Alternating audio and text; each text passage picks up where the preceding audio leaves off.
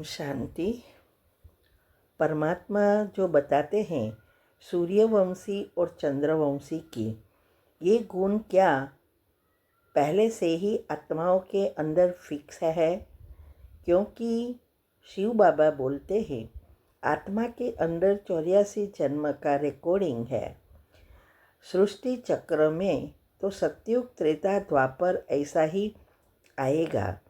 तो मैंने जो पाठ बजाया है हो सकता है सतयुग या त्रेता युग उसका रिकॉर्डिंग तो मेरे अंदर होगा।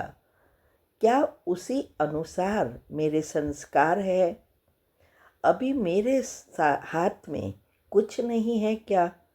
क्योंकि एक बीके भाई ने बताया कि जो पाठ बजाया होगा वही होगा।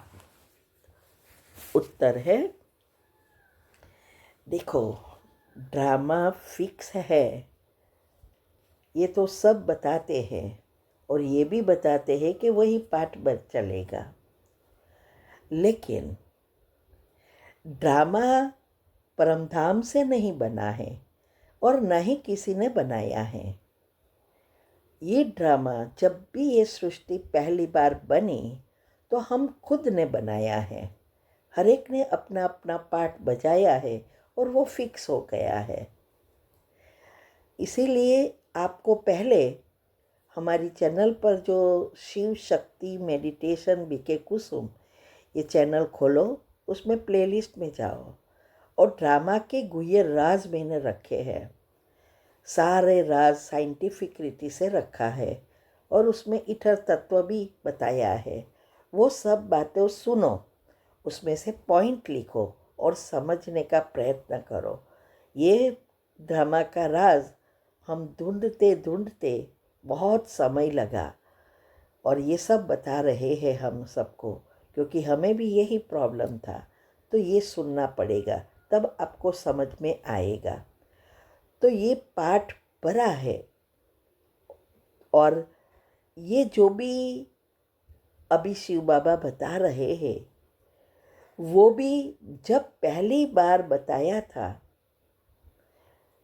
और या पहली बार इस सृष्टि पर आए तो अभी जो पाठ चल रहा है उस समय पहली बार था तो नया था। इसीलिए बाबा ऐसा ही जैसे बोलते हैं जो पहली बार आए या पिछले ड्रामा का राज बताते हैं। तो ये जो हमारे पाठ चल रहा है इसमें 3 काम होता है। अंदर से आ रहा है, नया बज रहा है, रिकॉर्ड हो रहा है और डिलीट भी हो रहा है। अभी जो भी पाठ आए, जो भी कर्म आया, जो भी हमने पाठ बजाया है वो सिचुएशन आए तो इस ज्ञान से हमें कर्म को बदलना, हिसाब किताब चुकता करना और नया पाठ बनाना, यही पुरुषार्थ सबका चल रहा है। ऐसा नहीं कि सब कुछ पिछले वाला ही है।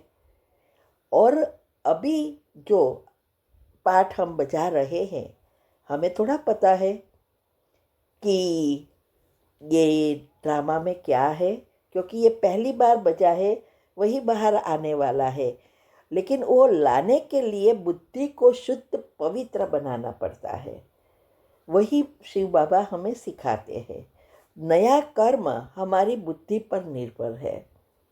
गीता में बताया है कि हर क्षण हमारी बुद्धि कर्म को फॉलो करती है। लेयर्स बाय लेयर्स लाइन बाहर आती है और बुद्धि उस अनुसार काम करती है।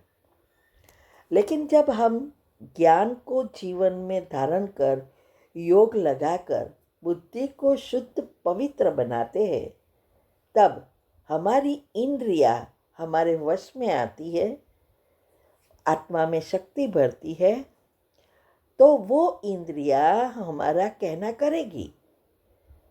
तो ये जो भी जब कोई भी पाठ ऐसा आए तो हमारी बुद्धि कैसी है उस अनुसार हम नया पढ़ते हैं।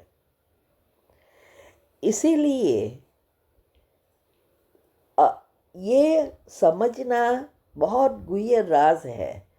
पहले आप वो ड्रामा के लेसन सुनो, अच्छी रीति समझो, उसमें से पॉइंट निकालो, बुद्धि को घिसो।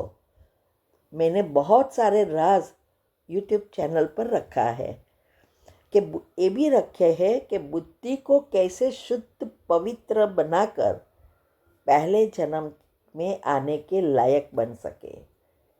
तो बुद्धि को शुद्ध बनाना ही हमारा पुरुषार्थ है, क्योंकि जब तक हम हमारे गुणों को एक्टिव नहीं करेंगे, हमारे हिसाब किताब चुकतू नहीं करेंगे, तब तक बुद्धि शुद्ध पवित्र नहीं बनेगी।